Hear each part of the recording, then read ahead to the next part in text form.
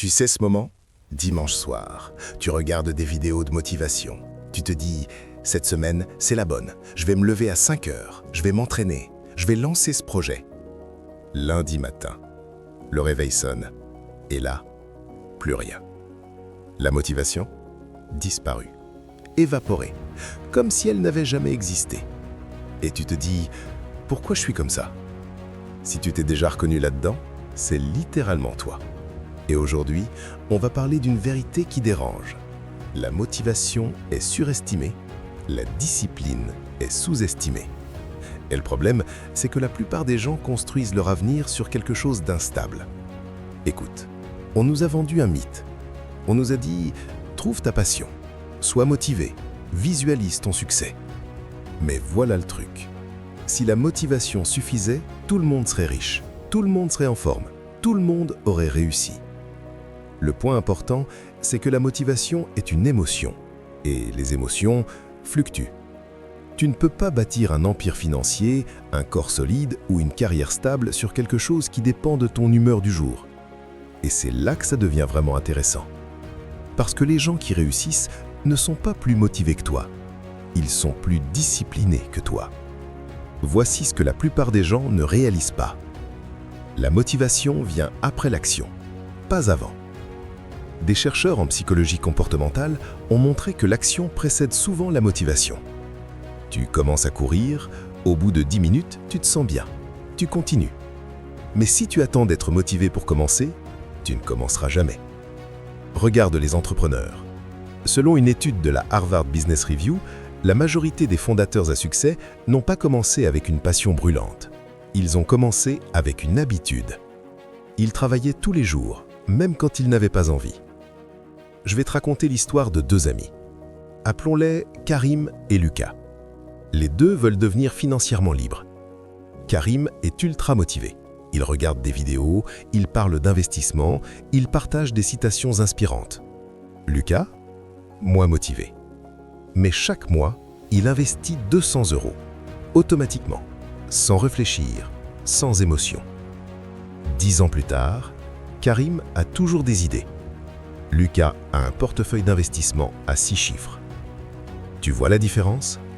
La motivation parle, la discipline agit. Là, tu te dis peut-être « Oui, mais moi, je ne suis pas discipliné de nature. » Écoute, personne ne l'est. La discipline n'est pas un trait de caractère, c'est un système. Et voilà le truc. Les gens disciplinés ne comptent pas sur leur volonté. Ils éliminent la décision. Regarde quelqu'un qui épargne automatiquement. Il ne décide pas chaque mois, c'est programmé. C'est comme une facture. Et ton cerveau adore ça. Moins de décisions, moins de fatigue mentale. Imagine que ta vie est une maison. La motivation, c'est la décoration. La discipline, c'est les fondations. Tu peux avoir la plus belle décoration du monde. Si les fondations sont faibles, tout s'effondre. Les recherches en neurosciences montrent que la volonté fonctionne comme un muscle. Elle s'épuise. Plus tu prends de décisions dans la journée, moins tu as d'énergie pour les décisions importantes. C'est pour ça que les personnes performantes ont des routines fixes. Steve Jobs portait presque toujours la même tenue. Pourquoi? Moins de décisions inutiles, plus d'énergie pour les décisions stratégiques. Et c'est là que ça devient vraiment intéressant. Parce que les millionnaires autodidactes, selon l'étude de Thomas Corley sur les habitudes des riches, ont une caractéristique commune. Ils ont des routines strictes, pas des pics de motivation. Voici ce que la plupart des gens ne réalisent pas. La motivation te fait démarrer, la discipline te fait durer.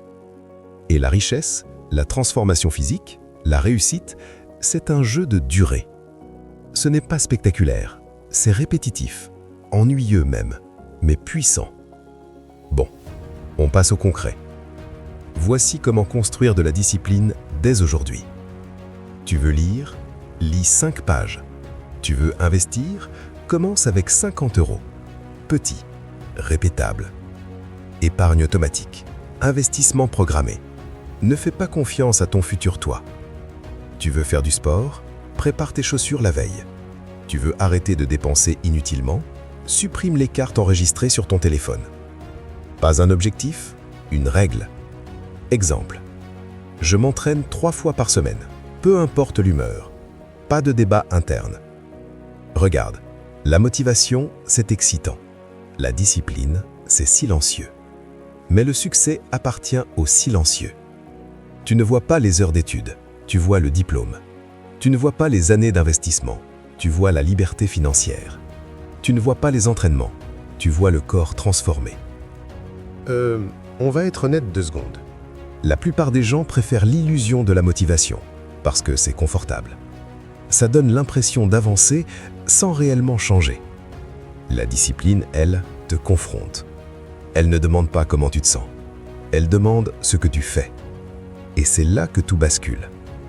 Quand tu comprends que ton avenir financier n'est pas déterminé par ton inspiration du moment, mais par tes habitudes quotidiennes. Les petites actions répétées, encore, et encore, et encore. Alors voici ma question pour toi. Aujourd'hui, pas demain, aujourd'hui, quelle règle non négociable vas-tu mettre en place? Écris-la. Commence petit. Répète. Et laisse la discipline faire ce que la motivation ne pourra jamais faire, transformer ta vie sur le long terme. Si cette vidéo t'a parlé, abonne-toi. Parce qu'ici, on ne vend pas d'émotions temporaires, on construit des résultats durables. Et rappelle-toi, la motivation te donne une étincelle, la discipline te donne un feu. À toi de choisir ce que tu veux devenir.